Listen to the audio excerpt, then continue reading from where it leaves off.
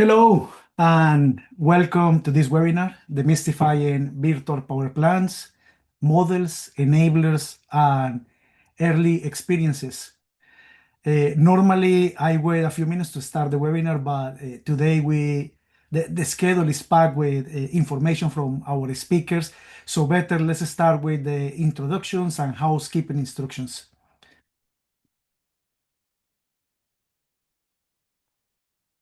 This webinar is part of a series called From Concept to Reality, Accelerating the Development of Virtual Power Plants.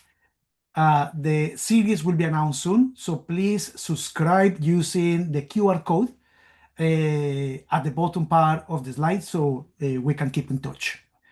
In today's session, our panelists will provide information about an assessment tool to determine VPP readiness. We will hear from our VPP pilots in Colombia and Brazil. And also, we will learn from experience in operating a VPP in mature markets, more specifically in the UK. Here is our pool of experts and the reason we are here. So this panel brings together technical, regulatory, and commercial perspectives on VPPs. Between them, there are a tremendous amount of hands-on experience from pilots to policy to platform development. So we have Dan Hamza, Chief Energy Officer at Integrate to Zero. Also, Kit Fitton, Global Strategy Manager at Octopus Energy from the UK. Tania Nalborsek, VPP Project Manager at Auren Energia from Brazil. And Juan Esteban Bernate, Innovation Project Implementation Engineer at Celsia from Colombia.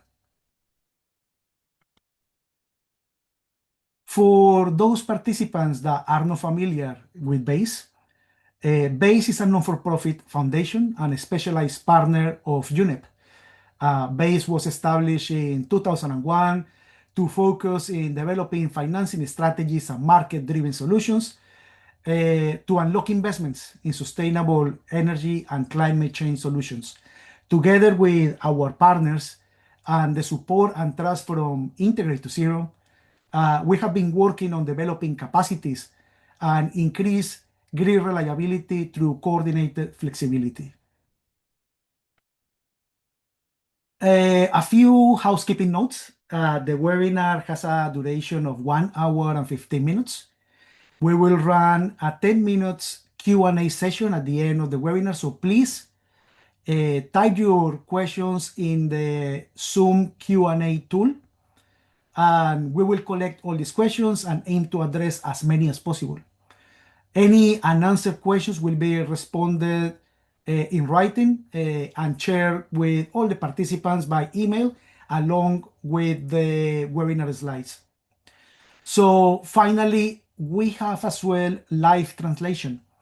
So please select your preferred language using the globe button located in the bottom ribbon of the Zoom. My name is Francisco Ramìrez, and I lead the Virtual Power Plant Initiative at BASE Foundation, and I will be moderating today's session. I'm an energy engineer specialized in sustainable finance, and with over 15 years working across Latin America, Africa, and Asia, supporting energy transition by turning clean energy strategies into real projects.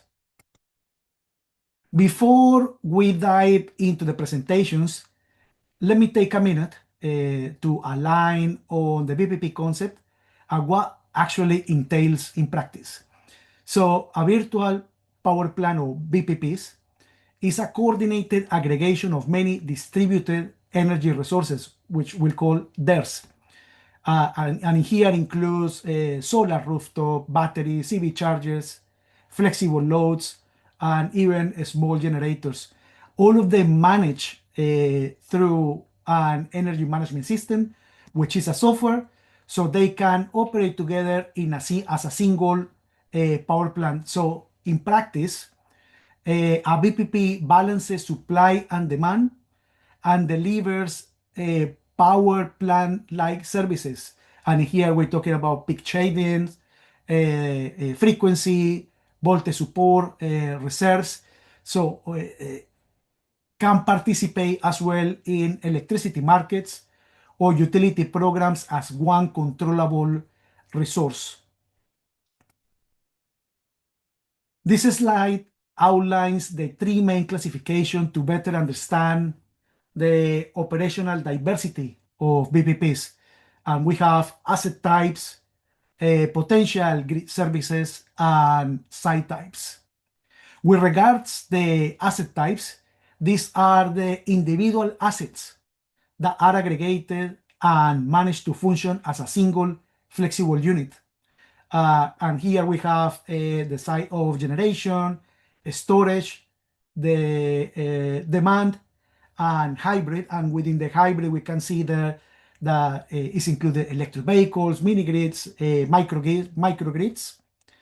And with regards to potential grid services, this refers to essential functions the VPP can provide to maintain stability, reliability, and optimal operation of the electricity system. And it has been divided in three types. Energy type, which represents the real-time generation. Capacity services that guarantees availability even during peak demands or emergencies. And also we have ancillary services that corresponds to the functions to maintain stability and reliability of the grid by providing grid regulation or even voltage compensation. And finally, in the box in green, we see the site types, which is the typology that refers to the physical setting where distributed energy resources can be located or installed. So I'm leaving the source of all of this information in the bottom part of the slide. So when you receive the slides via email, you can investigate further if you are interested. I'm sure that the speakers will discuss some of these concepts in more detail during the presentation. So yeah, with no more delaying, let's start the main event. So our first speaker, Dan Hamza, will introduce a tool developed with the support of Blunami to assess VPP readiness across countries. Dan is the Chief Energy Officer at Integrate to Zero, brings over 25 years of experience leading and advising clean energy solutions for philanthropy, businesses, and governments. He is currently building a global fleet of VPPs and has put his trust with BASE also to support this work. So Dan, welcome to the webinar. It is a real pleasure to have you with us. The floor is yours. Thank you, Francisco. Can you hear me okay? All perfect. Thank you.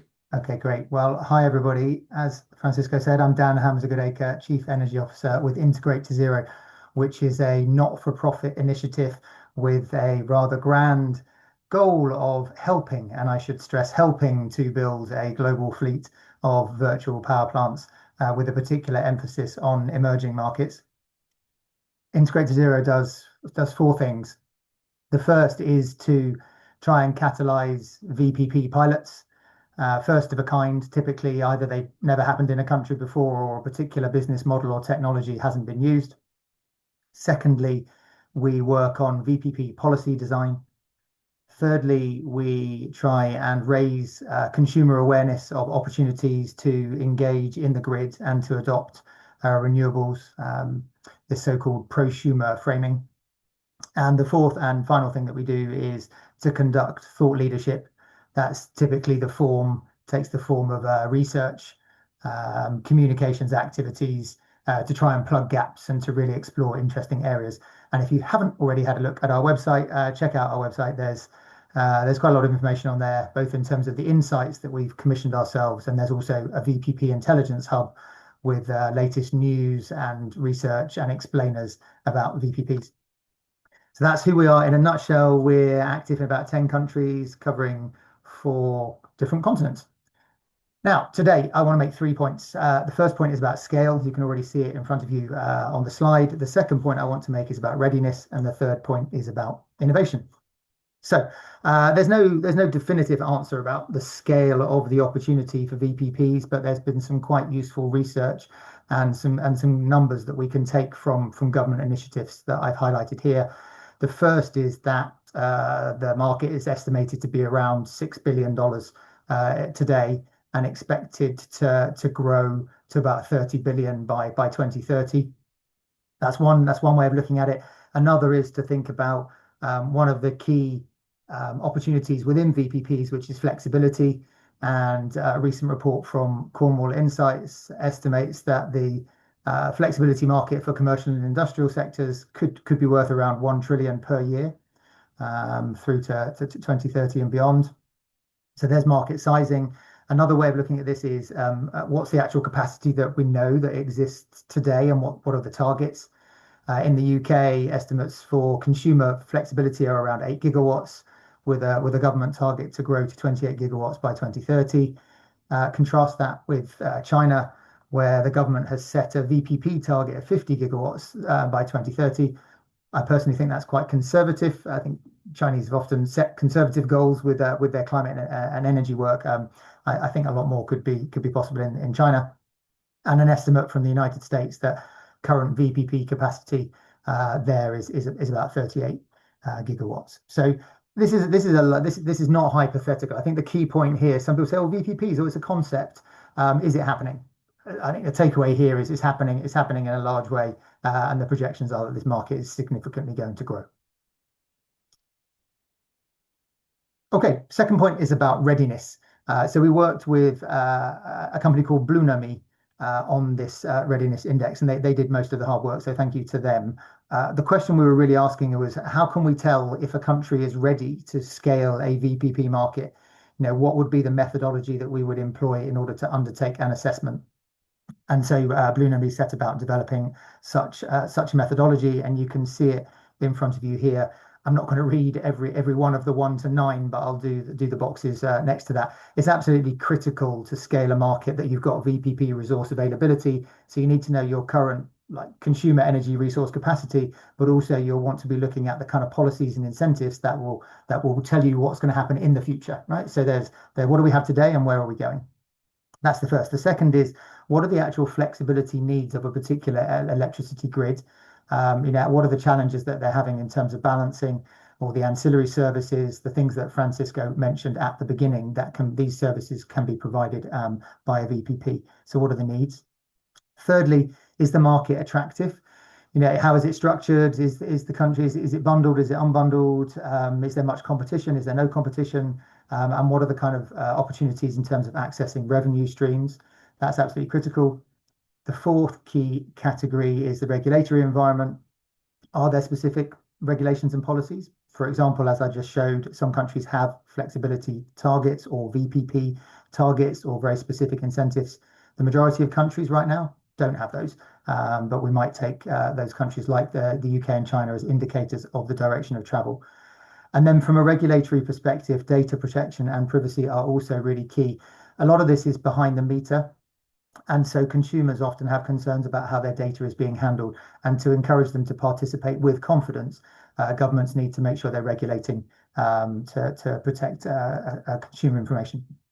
And then the fifth category here that you'll see, somebody's message just popped up in front of is around system operators. I mean, they play an important role in every country to ensure that distributed energy resources can be integrated into grids, that we can actually make demand response programs happen, and help to operate the low voltage inputs into the system, which are not as visible as the high voltage inputs that are coming from transmission networks, for example. So we applied this methodology to a set of 12 countries. We didn't apply it to the whole world. That was a big job. We picked 12 countries to try and get representation from different parts of the world, different continents, and then we scored them. And you can see this assessment online, and you can see how it all came through. Australia was the number one ranking, France and the UK next in line, and then Chile, India, Brazil going further down. Probably not so much of a surprise in terms of how the countries have ranked, but some really, I think the main takeaway here is less about who came top, and it's more about digging into the details about how positive the readiness is in some countries that you might not expect to have been so progressed. So you'll see Brazil in there, which we're going to hear from today, and Colombia as well. Also, that the regulatory and overall environment is more positive than you might imagine. So we've just actually launched another one of these assessments for Canada, where we went into all of the 10 provinces in Canada. So this can be applied at a national level, but also you can go to subnational level as well. Okay, I'm going to go on to my final slide now, which is about innovation. I think my main takeaway here is just to say this is a really fast-moving market. This is really exciting. It's really dynamic. For many years, the energy industry was quite slow. You only got sort of one direction flow of electrons going from command and control large power stations to consumers, and this was how it functioned. And it's so not like that anymore. It's almost been turned upside down. You've got bidirectionality of electrons flowing from buildings into the grid, and from cars into buildings, and from industry and round, right? So it's very fast moving. And I just wanted to highlight, you've got technology innovation, you've got business model innovation, and you've got this whole world of AI now, which is causing all sorts of excitement. Only last week I saw for the first time the opportunity for consumers to participate in a VPP, even if they haven't got any solar. So there's a company in Texas now that are offering batteries with no upfront cost and a monthly subscription charge, where you can participate even if you don't have generation capacity, mostly in the form of solar panels. Interesting, not seen that before. One can read lots into what that says about the commercials of VPPs now. I'm very pleased to have an example here from Octopus. Kit, I hope, is very pleased that I've chosen this as well. I think another example here, both of technological innovation in terms of V2G, and V2G is way beyond just a four-wheel car. You've got an explosion of opportunity in Asia, particularly with electric two-wheelers, and then you've got heavy goods vehicle fleets emerging. And just think about the scale of the batteries that exist in the fleet of lorries. So Octopus doing great work with UK customers. With amazing, really crazy cheap tariffs in the middle of the night, really slashing bills. So it's not just the technology; it's the underlying very attractive consumer business model. And then in the top corner there, I've just highlighted that research. This is from Science Direct, a journal that research is going on into the role of AI. Very much this is about data. Grids is very heavy in data. This is very much about digitization. So software is huge.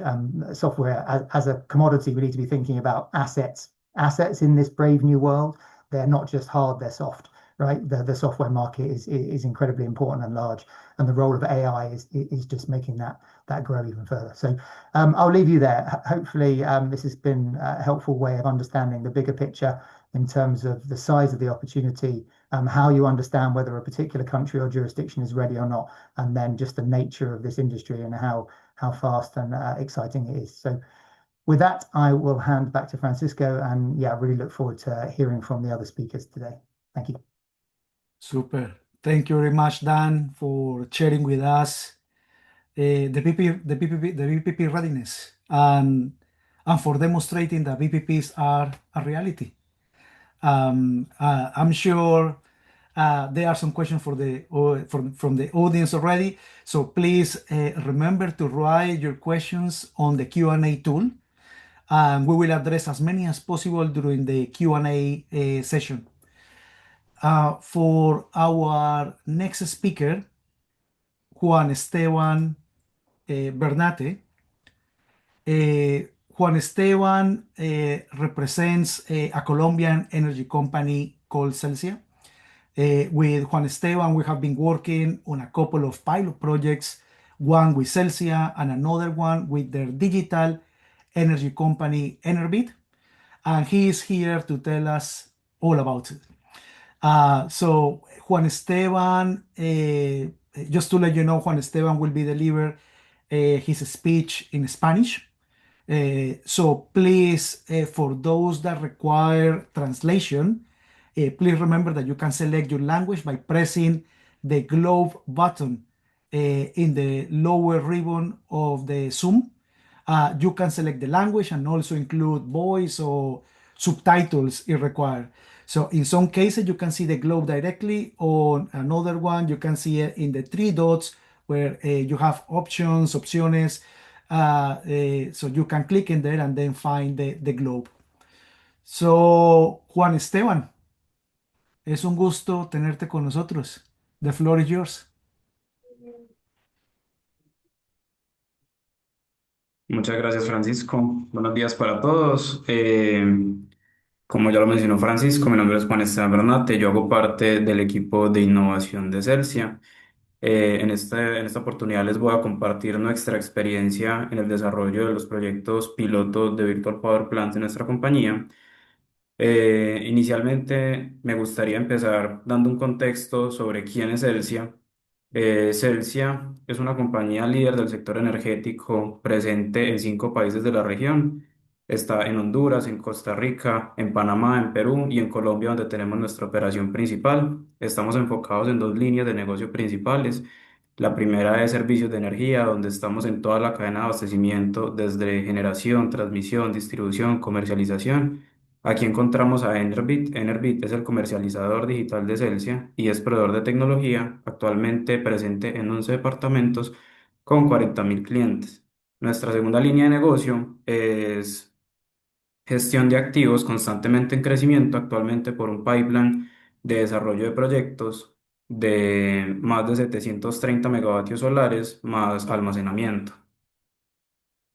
Cuando nosotros iniciamos la etapa de estructuración del proyecto de Virtual Power Plants, nos enfocamos en cómo desarrollar una capacidad a nivel compañía que pudiera ser escalable y se pudiera convertir en un modelo de negocio en un futuro. Así nace pues el objetivo principal de la fase uno, que es desarrollar esa capacidad tecnológica de orquestación de Virtual Power Plants en base a gestionar flexiblemente la demanda y la generación con la integración de recursos energéticos distribuidos.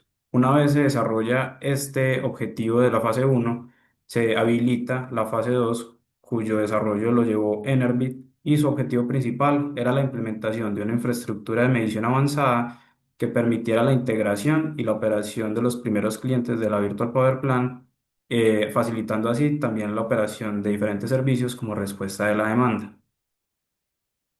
Cuando iniciamos la etapa de implementación de esta primera fase, nos enfocamos en cómo desarrollar una arquitectura que fuera sostenible para esa solución tecnológica.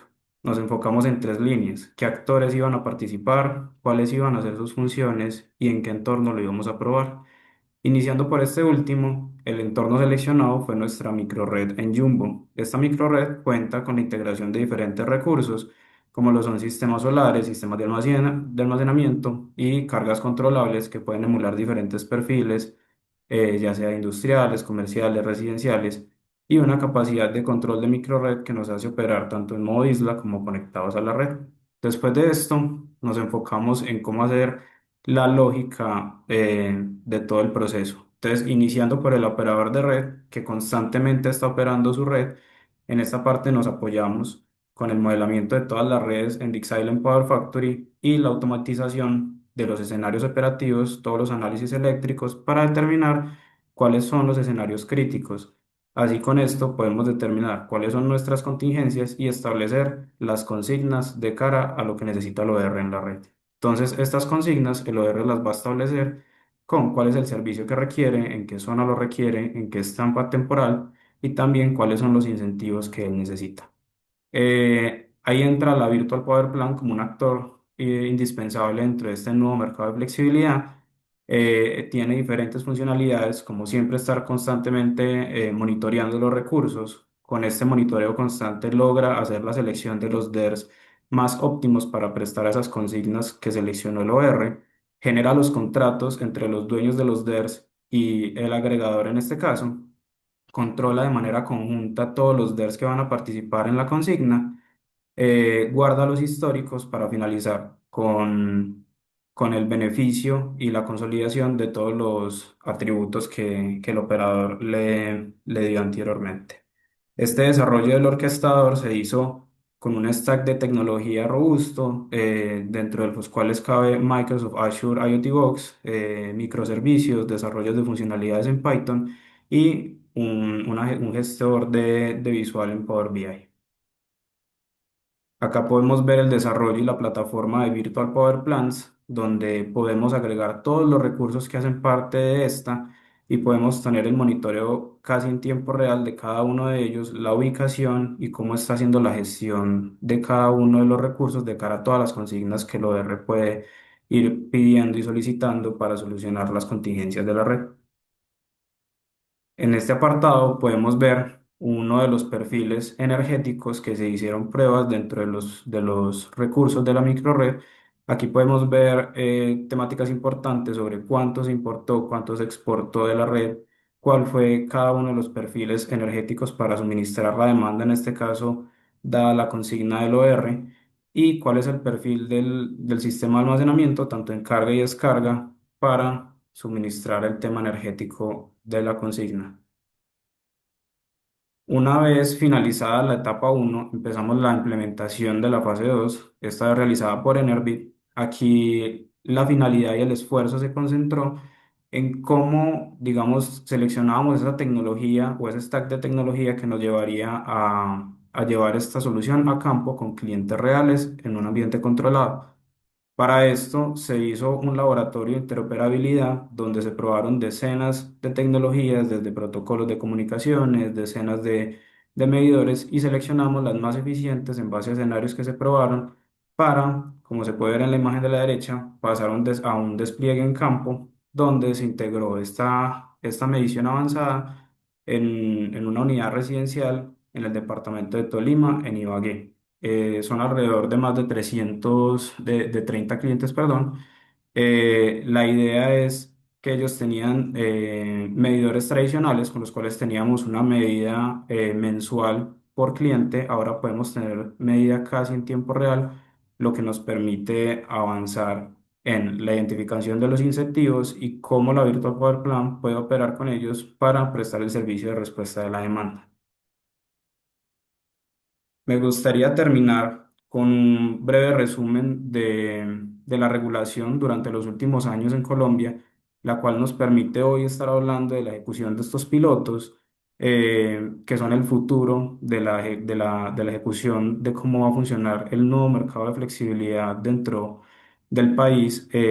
Importante resaltar tres de estos: la Ley 1715/2014, la que regula la integración de sistemas renovables a nuestro sistema, y sin ella no podríamos estar hablando de la integración de sistemas solares, eólicos, etcétera. Importante recalcar la resolución del Ministerio de Minas y Energía 400283 del 2022, la cual establece esa línea para la integración de los DERs y que esperamos muy, muy pronto, en un futuro, tengamos como esos lineamientos de la regulación para cómo se pueden integrar los DERs, cómo se pueden orquestar, cómo hacer de esta nueva realidad un modelo de negocio que pueda beneficiar a todo el país. Y la última, la resolución 101.054 de la CREG del 2024, que establece un programa transicional de participación de la demanda en el mercado, lo cual nos da a entender que estamos preparados y tenemos la capacidad técnica de poder darle participación a la demanda dentro del mercado,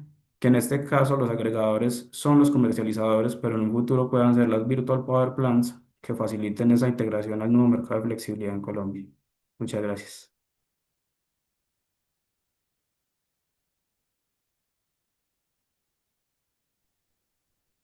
Thank you, Juan Esteban. Great presentation.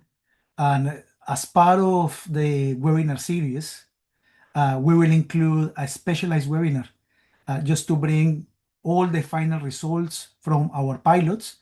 So please stay connected. Let's move to our next speaker. Our next speaker is Tanya Nalborsek.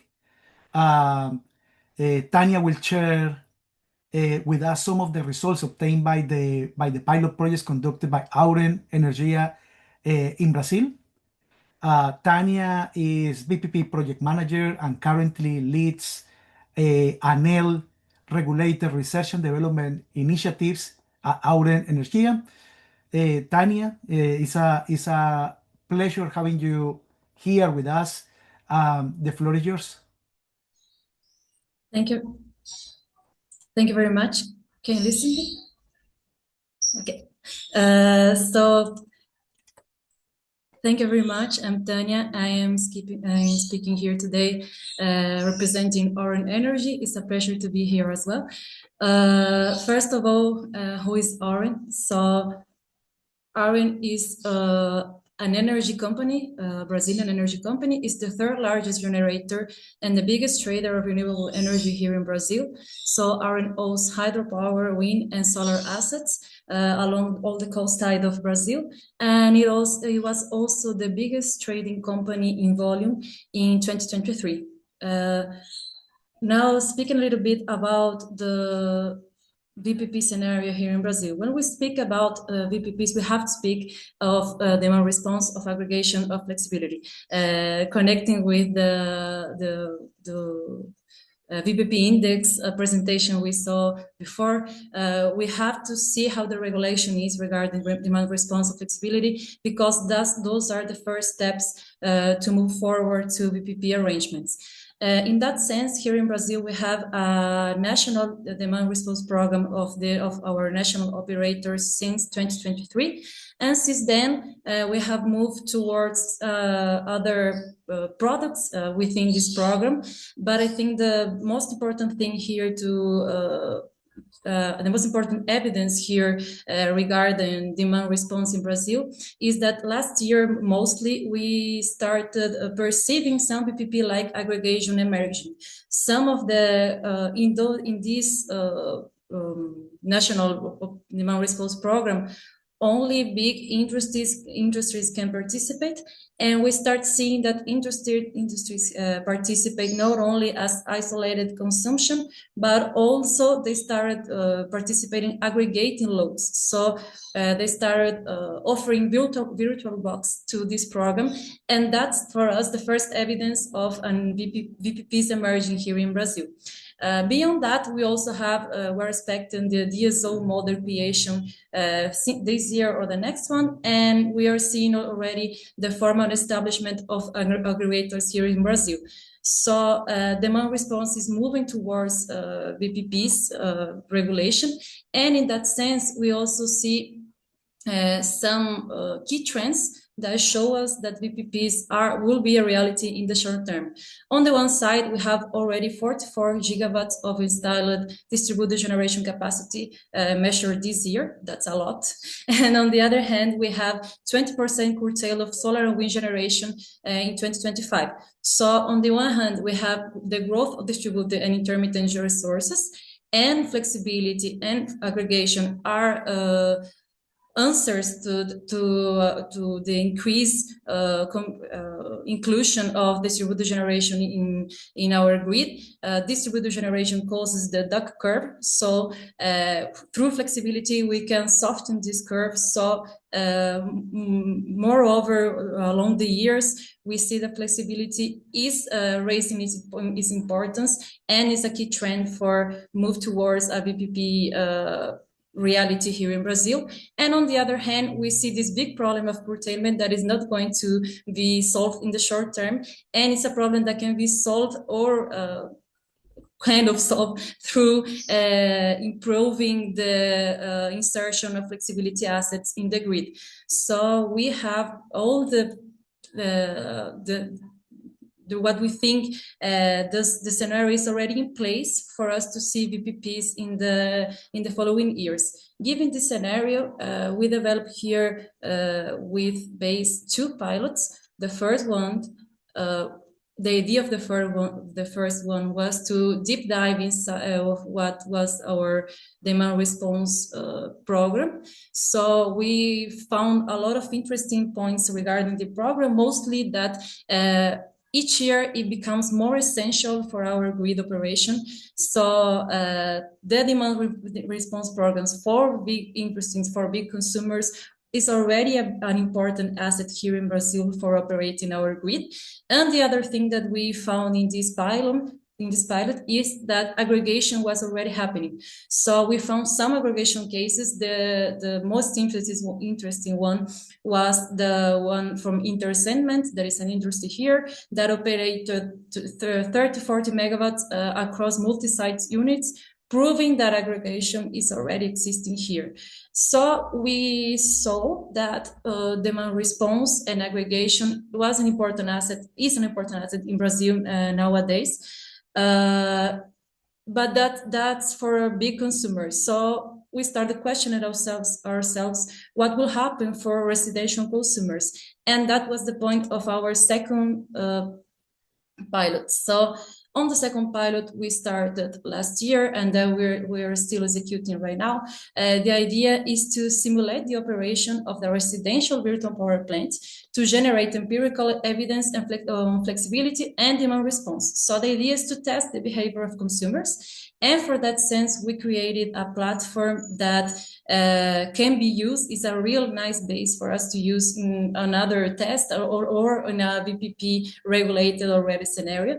But moreover, the platform, I think the most important thing is that we're testing the voluntary consumer participation, and we are assessing the behavioral engagement, the responsiveness, and the operational feasibility of residential VPPs. And we're having really interesting results. So we will present those results as when we finish the pilot, but giving a spoiler here, the results are really interesting. And during this pilot, we also found out that we have more than 80 million households ready for a residential market in the future. So we have the market, we have the behavior from the residential consumers, we have everything in place. It's just a matter of regulation. In this pilot, we launched a landing page to see the interest from consumers, and we have more than 1,000 registrations. Now we are running the pilot with more than 100 participants in 3 cities, São Paulo, Belo Horizonte, and Florianópolis. And just as a curiosity, as I said, we have already a platform in place for us to operate residential VPPs in a short-term future. The platform already gets a lot of info of the participants in the VPP, and it sends signals to them. It communicates with clients through the most common tools here in Brazil. So for communication, we have WhatsApp, and for paying those consumers for accepting and implementing a demand response signal, we are using Pix. That is something that is really common here to pay for services. And this platform, we already have financial compensation for proposals, and we measure results such as acceptance rate, average savings, and average response in order to have everything that we need to argue that residential VPPs are already an interesting thing in Brazil, not only because of the nice behavior of the participants in the pilot, but also because residential consumers are the ones that have the most influence on duck curves. So we can move towards beyond industrial consumers and start to work with those ones to help the operation of our electric market. And in that sense, we, as I said, my feeling and the feeling here in the market is that we already have everything in place to have VPPs here in Brazil. And here I have 3 main evidences that show that for closing this, my part of the webinar. The first one is we already have the consolidation of the aggregator role. So we had an utility this month in 2026 that publicly positioned itself as a demand response aggregator, and it launched a platform for participating directly in the demand response program of our operator with loads of 1 megawatt. It's a lot, but it's a start. And the second evidence is that we have, as I said before, curtailment in place, and it's a problem that won't be solved in the short term. So today, nearly 80% of national electricity consumption is wasted in curtailment, and that is an info from 2026. So we have to have solutions for that, and aggregation, flexibility, and VPPs are the solution for these kind of problems in other countries. And lastly, the expansion of demand response into low voltage networks. As I said before, the DSO is going to emerge this year. Our operator is already establishing a sandbox that will be launched this year or the next one. And when we talk about DSOs, we talk about operation in the distribution and about local flexibility markets. So we will see in the short term as well, something regarding flexibility in the low voltage and regarding flexibility for residential consumers. So that's what I have for today, and thank you very much. Thank you, Tania, for sharing with us these results. We will continue working to finalize the pilots and hopefully entering into a third phase where we will be able to test all the results under actually a commercial VPP. So exciting times. Thank you, Tania. Our final speaker brings real-world experience operating VPP commercially in the UK and represents one of the world's leading companies in this space, Octopus Energy. Kit Fitton leads strategic initiatives at Octopus Energy, focusing on increasing demand side flexibility with a particular interest in new markets, including Latin America. Kit, thank you for joining us today. It's a real pleasure to have you with us. Please go ahead with your presentation. The floor is yours. Thanks very much, Francisco. Great to be here, and thanks everyone for joining and listening in and asking questions. I can see a few questions are starting to pop into the Q&A. So as Francisco said, I work at Octopus Energy. We're a UK-based energy retailer, but actually increasingly see ourselves as a global energy company. And we aim to use technology to deliver the energy transition for the benefit of customers. And I think the bit highlighted in pink at the bottom here for the benefiting customers is really critical for us. And as I work through this presentation and talk about VPPs and flexibility, we always try to deliver true value to the customers rather than hoarding value within the traditional energy system. So we're a retail business at our core. We're originally from the UK. This chart shows the growth in our market share in the UK market. So this is market share of residential energy suppliers in the UK. So companies selling electricity and gas to homes. We've been in the market for about 10 years now, and it took us 9 years to achieve the top spot. We overtook British Gas at the end of 2024. And we're continuing to sort of build our business in the UK market. But we're also increasingly looking abroad. So we've expanded within Europe and also beyond. Our biggest markets outside the UK are Germany, France, and Italy. And we now have 11 million customers around the world. So 11 million households who get their electricity or get their gas or get both from Octopus Energy. And we've been able to deliver this growth by focusing on 3 key areas. First of all, we deliver really great customer service. So if you have a problem, if you want to talk to us, we're very easy to get hold of. We'll solve your problem very quickly, which sounds very simple, but is something that you might not typically expect to receive from your utility company or from any sort of services business.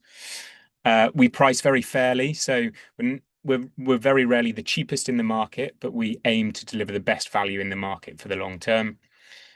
And then finally, and perhaps most relevant for this conversation, is we deliver innovative products that customers want. And these are products that are related to the energy transition. So related to electric vehicles, solar PV, batteries, heat pumps, air conditioning, those sorts of things.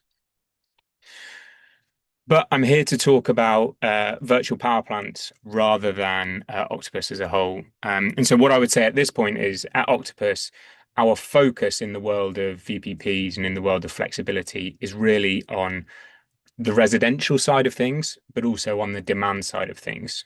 We focus on controlling when our customers use energy And we encourage our customers to use, particularly electricity, to use electricity at times that are cheapest, but also most helpful to the grid as a whole. And we tend to think about this in three different ways. And I'll talk through each of these in turn, but what you'll see is these really range from very low tech and very simple right through to reasonably high tech and what people would consider as more of a traditional VPP. So if we start with campaigns. So campaigns are really simple. They involve asking our customers to use more or less electricity during a given period. And campaigns are so simple. When we first started doing them, lots of people told us they wouldn't work. They wouldn't deliver any meaningful impact. Our main initiative in this area is what we call saving sessions. And we actually designed these in partnership with the electricity system operator in the UK. And what saving sessions do is they involve messaging lots of our customers, millions of our customers, and asking them to use less electricity during a given period. So we'll send out emails, WhatsApps, push notifications in our app, and we'll say to people, tomorrow between 5 and 6 p.m., we expect the grid to be short on capacity. So if you could try and use less energy, we'll pay you for every kilowatt hour of electricity you don't use. And millions of our customers have participated. So in saving sessions, 1.6 million customers have participated over the 3 years that we've been running these. And we see really great engagement with our customers on social media who say they enjoy participating in these sort of challenges to use as little electricity as possible. They enjoy switching off all their electronic devices and having dinner by candlelight or playing board games. And they also deliver really meaningful impact. And so the aim of VPPs is always to deliver impact of a scale, of a similar scale to what an actual power plant could deliver. And this is the kind of impact that our customers are delivering. So the purple line here shows the actual demand during a saving sessions period. And the pink line shows the baseline demand. So the demand we would have expected had we not run a saving session. And we've, in this example, we shifted over 140 megawatt hours of power during a 1 hour period. So a real power plant size impact. We also do the reverse. So we don't only pay people to use electricity when electricity is expensive or scarce. We also give people free electricity when there's an excess of electricity on the grid. And what we're effectively doing here is we're encouraging our customers to soak up power from renewable sources. In the UK, that's typically wind. When it's very windy, we encourage our customers to use up that energy by giving it away for free, and therefore we can avoid turning off and curtailing wind farms. So that's how we run campaigns. Very simple. Anyone can take part because they don't require any specialist knowledge or specialist technology, but they're not necessarily scalable and they're not that repeatable. We couldn't run these day in, day out because people would quite quickly get bored. So another approach we use is prices. When I say prices, what we're really doing here is we're exposing customers to price signals, and then we're letting them shape their demand in response to those price signals. So as a kind of baseline, in almost all the markets we operate in, a typical customer pays a flat rate for their electricity regardless of when they use it. If they're using electricity at breakfast time, lunchtime, dinner time, or the middle of the night, they will pay the same fixed per kilowatt hour fee. But by changing the price of electricity throughout the day, we can start to influence when customers use electricity, even if they end up using the same amount of electricity overall. So one example of how we do this is a tariff that we design for owners of electric vehicles, where we give them really cheap electricity in the middle of the night and slightly more expensive electricity during the day. And you won't be surprised to hear that customers on this tariff do all the charging of their electric vehicle in the middle of the night. So already we've shifted lots of electricity usage to a time that is more helpful to the grid. And is cheaper for us as an energy retailer, and therefore we can pass those savings on to customers. We have a similar approach that we use for customers with heat pumps, so with electric heating. This approach incentivizes customers to run their heating outside of peak times and penalizes them if they run their heating during peak periods. And again, no surprises, we find that customers start running their heating during the cheap periods. And there's no reason in markets like Brazil and Colombia we couldn't apply similar logic to air conditioning. We save money as the energy retailer because customers are using electricity at times when it's cheaper, and we can pass those savings on to our customers. But these examples I've given you so far are quite completely static from day to day. We provide sort of a fixed shape of the energy tariff, but that doesn't necessarily reflect what's going on the grid in real time. So we can take this a step further. And we have a product called Octopus Agile that we offer in our European markets that tracks the spot price of electricity in every given half hour. So each day a customer will receive a message telling them how much their electricity will cost in every given half hour on the following day. And then they will optimize their energy usage around the price. And this, to be clear, this is a product for the energy geeks amongst us. This is a product or a tariff for people who have the time and the ability to shift when they use electricity. But again, what it's aiming to do is to move electricity usage away from expensive times when the grid is congested and there's a shortage of generation capacity towards the cheaper times. So that's how we use prices. Prices are great. They're more scalable than campaigns, but they still require engagement from the customer. The customer typically has to do something on a reasonably regular basis. And this is where automation gets really interesting. It sort of takes the best pieces of the pricing models that we use, but then removes any requirement for action from the customer. So automation involves taking direct control of devices in a customer's home. So we will take direct control of an electric vehicle charger or a heating or cooling system or a battery system. And we will then determine when that device uses energy, when it stores energy, or when it exports energy back to the grid. And our philosophy here is we need to make this as broadly applicable as possible. So we have built out integrations with a huge range of different device manufacturers to allow almost anyone who has one of these device types to participate in this program. If we use an electric vehicle as an example, we make it really easy for a customer to tell us they have an electric vehicle, tell us what type of electric vehicle they have. So in this example, it's a Tesla Model 3. And then we hand them over to the Tesla website. They log into their Tesla account and effectively give Octopus the ability to control when their car charges. And we can do the same with a heating or cooling system. They hand over control of that to Octopus, and we can do the same with a battery. And then we just collect very simple parameters from the customer. How much battery do they need in their car, and when do they need it ready by? And then we determine exactly when that car charges. We shift charging to the cheapest times of day. We participate in flexibility markets. We support the grid operator in balancing the grid. And all these things allow us to save money for customers or generate additional revenue streams. And we can pass this value back to customers in the form of massively reduced prices. So for a customer who hands over control of their electric vehicle charging to Octopus, we'll reduce the cost of charging that vehicle by 70%. If they choose when they want to charge, they'll pay full price, but if they let us choose when they charge, they'll see a 70% reduction. And because this is firstly so simple to set up, but also because there's a meaningful financial incentive across our European markets, we now have over 400,000 connected devices that we're controlling. And they have total capacity of over 2.5 gigawatts. So we're talking the size of a large nuclear power plant. So we're really delivering power plant style impact with lots and lots of small devices in customers' homes. And we can take this a step further.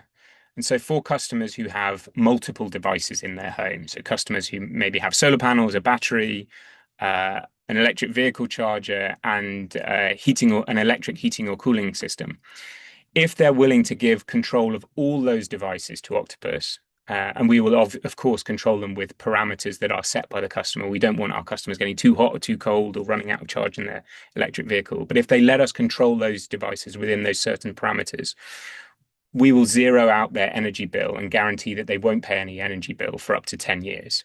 And this is the sort of beginning of what's possible when we push VPPs and flexibility to their limits. And this is very similar to the example Dan referenced earlier of our partnership with BYD, where we're able to deliver zero cost of charging an electric vehicle to customers if they let us control when it charges and when it exports back to the grid. So those are the three ways we deliver flexibility or VPP style services to grids in our UK market, but also in our European markets. I wanted to talk in the last couple of minutes very quickly on what we see as the core requirements for delivering VPPs in any market in reality. And a lot of this will be similar to and align with the criteria that Dan shared earlier. But we like to keep things really simple. So we've got 3 items on our list. In order for VPPs to achieve scale in a given market, you need to be able to shift demand. You need to be able to measure impact. You need to be able to measure the impact of the demand shifting that you're doing. And then you need to find a way to get paid, to get rewarded for it. Sounds very simple. And in reality, the first one here, shifting demand, is reasonably straightforward. It's what I've just talked through. It's using campaigns, using pricing, or ideally using automation and connected devices. And when you've built out this sort of framework and toolkit in one market, it's reasonably easy to translate it to a different market. If you've identified campaigns that are effective, you can translate them to Spanish or Portuguese and take them to Latin America. People broadly want similar things. They want low costs and charged cars and hot or cool homes. If we built an integration with BYD, that integration will work in Europe, but it'll also work in Brazil. So this stuff is sort of broadly applicable across markets. Where it gets a little more tricky is with how you measure impact. So in the UK market, we have about 60% of homes have smart meters. And that's a really easy way for us to measure the impact we're having. If we're getting close to real-time measurements of how much electricity a home is using, we can quite quickly demonstrate the impact we're having. If smart meters don't exist, there are some markets where we can use meters effectively embedded in the device, so embedded in the electric vehicle charger or in the battery, but that's a newer space. The kind of gold standard here is smart meters at the individual home or business level, which is really helpful. And this is a challenge in some markets. Like we've been looking at the Brazilian market, and we know that there's very low smart meter penetration. And so figuring out how to build out residential VPPs is going to be more challenging until there are more smart meters in the market. But in reality, I think the hardest thing is figuring out how to get paid. So in our UK market and in Europe, generally there are open and liquid wholesale markets that VPPs are allowed to participate in. Liquidity is obviously key. We need the ability to trade power in reasonably small increments, but also the markets being open is really critical. VPPs need to be allowed to participate on equal terms to large power plants. And then to my second point here, you really need a supportive regulator. You need a regulator with a mandate to go out into the energy system and find ways to bring down costs for consumers. And you need a regulator who's really empowered to deliver flexibility and deliver VPPs, because otherwise they will always be seen as as sort of tomorrow's solution, or at least a bit part player rather than like a core part of the solution in managing the electricity grid of the future. So I'll stop talking there. I think I'm already over time, and I'll pass it back to you, Francisco.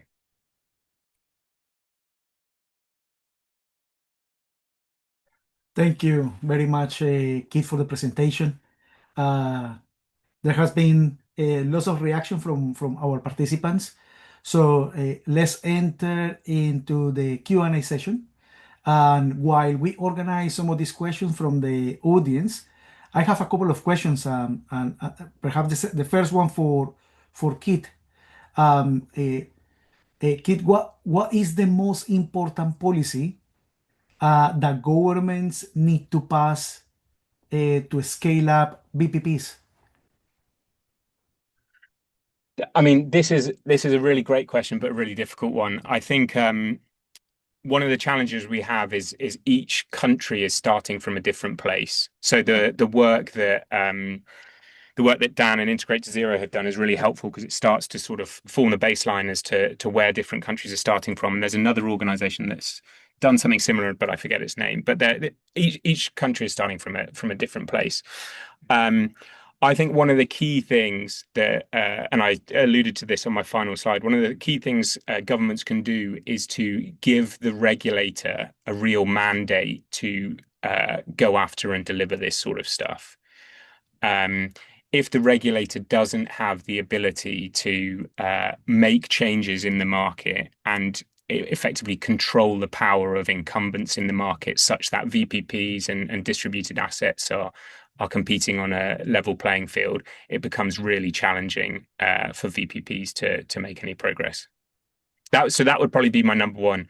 Strong regulator, and then finding ways to get people paid. If you get the incentives right, things will start to appear. So let people get paid for the value they're delivering, and they'll deliver it. Super. Thank you. Thank you very much. Tania, I understand that with the current regulations in Brazil, it's possible to operate a VPP behind the meter. Could you please tell us a bit more about this? Yes, certainly. So, understanding VPPs as entities that can provide systematic benefits to the operation or to the market. Everything, as I said before, we had a big problem here with curtailment. So everything that help us improve the operation or soften the duck curve, for example, in a systematic way, could be understood as a VPP. Taking that into consideration, we already have open market for some consumers. Not everyone can access the open market, but for those one that can access, we have already companies here that work with portfolio management of those consumers. So we have aggregation in that sense. Energy consumption is already aggregated in portfolio through those companies. And we have a problem in the market that is the curtailment, the duck curve, as I mentioned. So if we can, in some way, make these portfolios provide a systematic benefit to the system, then we are acting as a VPP in that sense. And as we are talking about the open market, we talk about hourly prices. So the open market here work with hourly prices. So we have times with energy is really expensive. And if we can do something to lower the consumption of those portfolios in those expensive, more expensive times, then we are provided a benefit to the market. So what we found out is, in that sense, we can already work with those aggregated portfolios to provide signals to them to lower their consumption in times where energy is more expensive. And it's expensive because everyone is consuming, so we need to lower their consumption. And in that sense, we're working as a VPP. And as Kit mentioned, we have to give an incentive. The energy that we stop consuming, we can be sold on the open market on a really good price. So there we have a business model that can be constructed for us to give that incentive for them to lower their consumption. And that is what we're trying to work in our probable third pilot here, trying to understand the business model behind this arrangement. We can give signals to consumers and incentives for them to lower the consumption and provide a system benefit. Thank you, Tania. I have a question in here and directed to you. So I'm going to take advantage that isn't in the similar topic, and I'm going to ask you, is there any quantification on how much grid capacity could be free up in Brazil if flexibility was maximized? You said like a map of where to... Yeah, like how much grid capacity could be free up if flexibility was maximized. I mean, yeah. Yeah. In terms of capacity of the grid and where it's better to put, for example, the VPP in terms of local VPP, we do not have that clear enough already, and that is not an issue only for VPPs, but for example for data centers that want to connect in the grid, or for hydrogen or any other loads that consume a lot. We do not have that explicitly already, but we are working on that.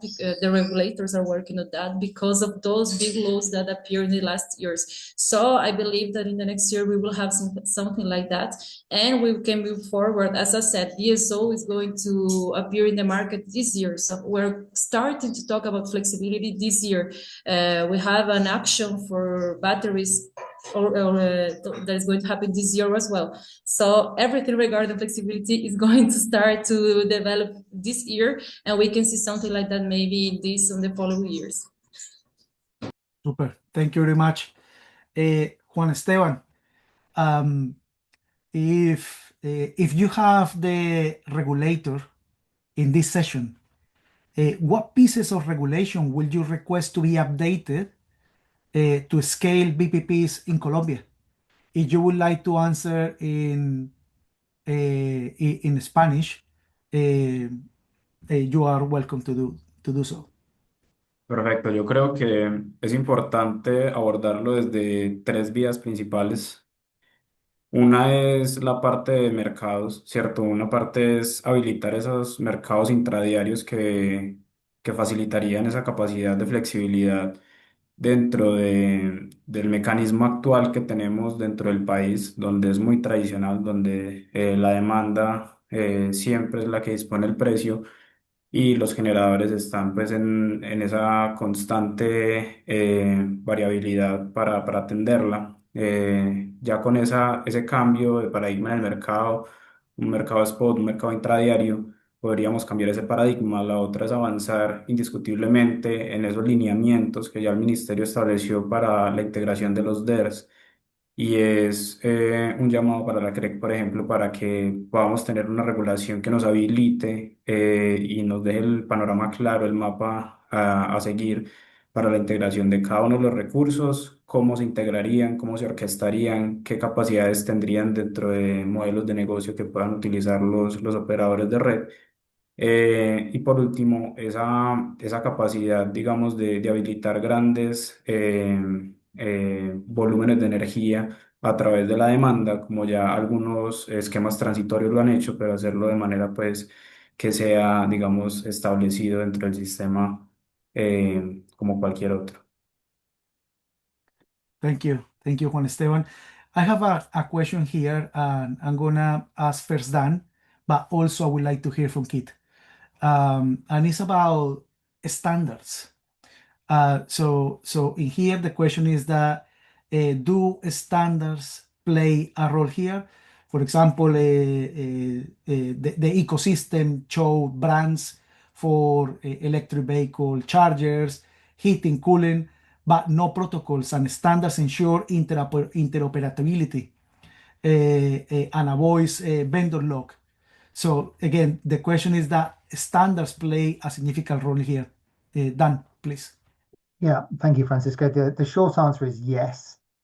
And I think the longer answer is that it's not just about interoperability, where there actually, of course, already are standards for electric vehicle chargers and how different devices communicate. But one area that we're starting to look at is whether a flexibility standard could be created. And actually, the UK government has factored this into the sort of Mission 2030 plans and this target that I mentioned earlier to scale up to whatever it is, 28 gigawatts of flexibility by 2030. And that if you think of a flexibility standard could operate in a similar way to energy efficiency standards for particular appliances. And everyone's familiar with, you can grade them from A through to G, or, high through to low, Energy Star in the United States. I think there's a real need for a flexibility standard that can be applied to all sorts of energy devices, but we could certainly start with the household sector and put them on smart heat pumps and put them on smart air conditioners, put them on electric water heaters.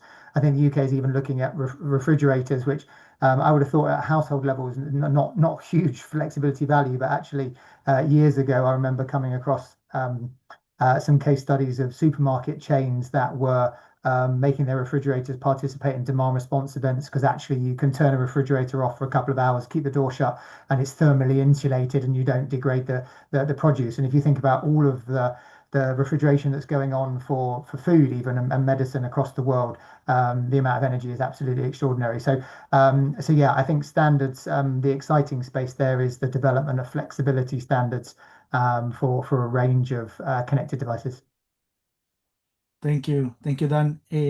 Kit, something you would like to add?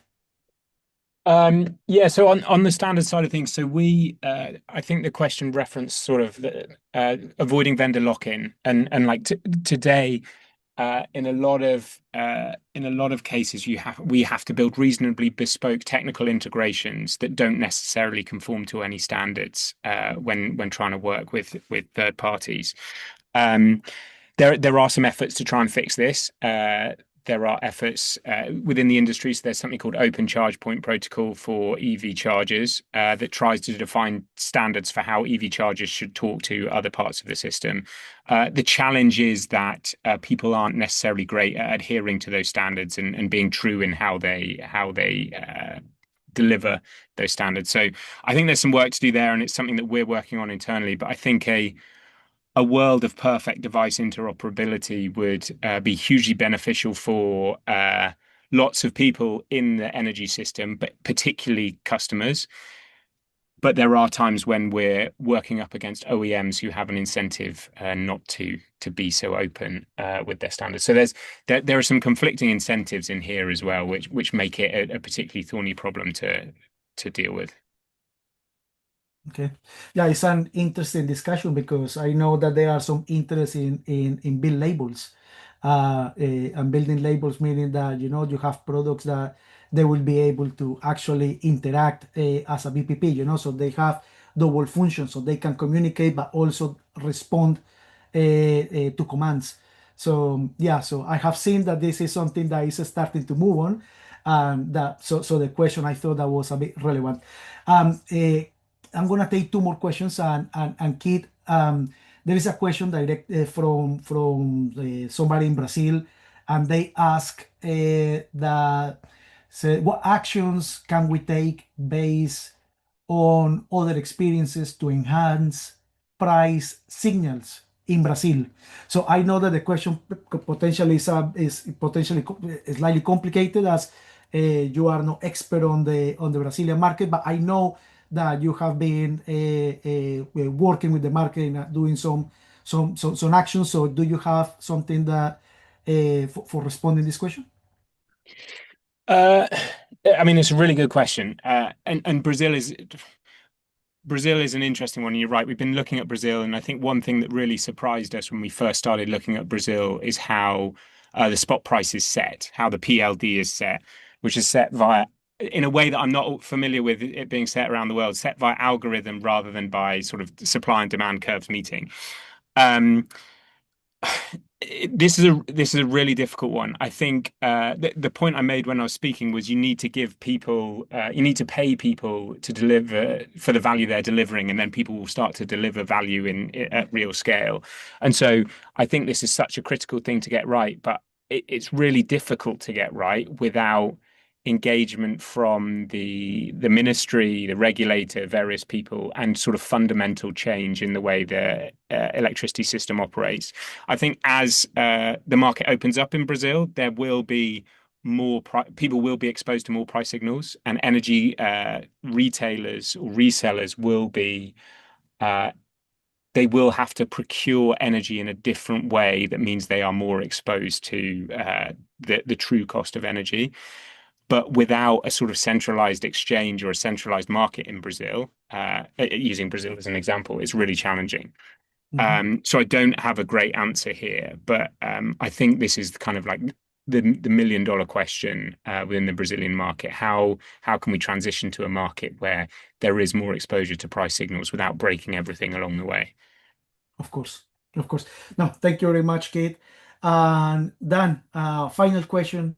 What are the plans or upcoming activities from Integrate to Zero to continue the support in VPPs, market interest, request for proposals, anything where interested companies could participate.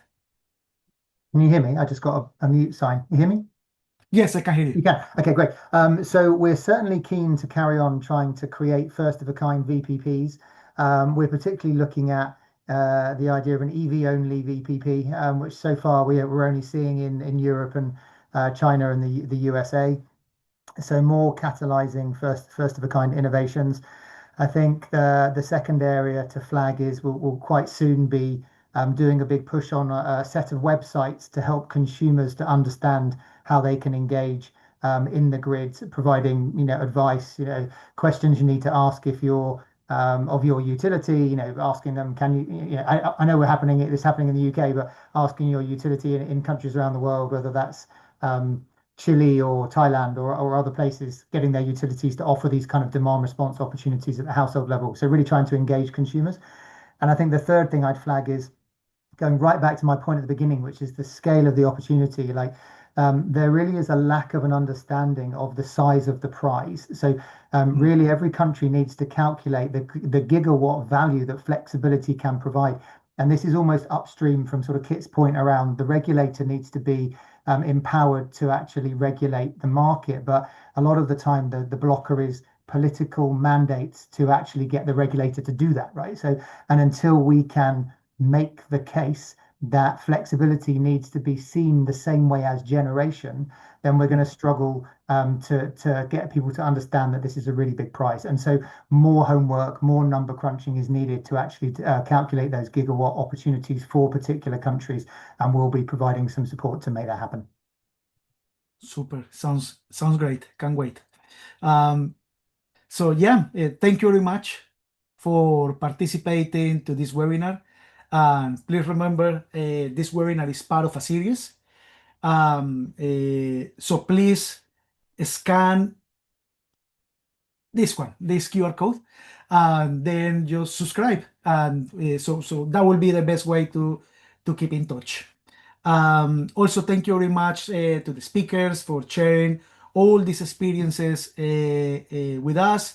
And also, thank you very much to Base Communication, to the Hugo Monticello and Dominic Bryant for supporting and making all of this possible.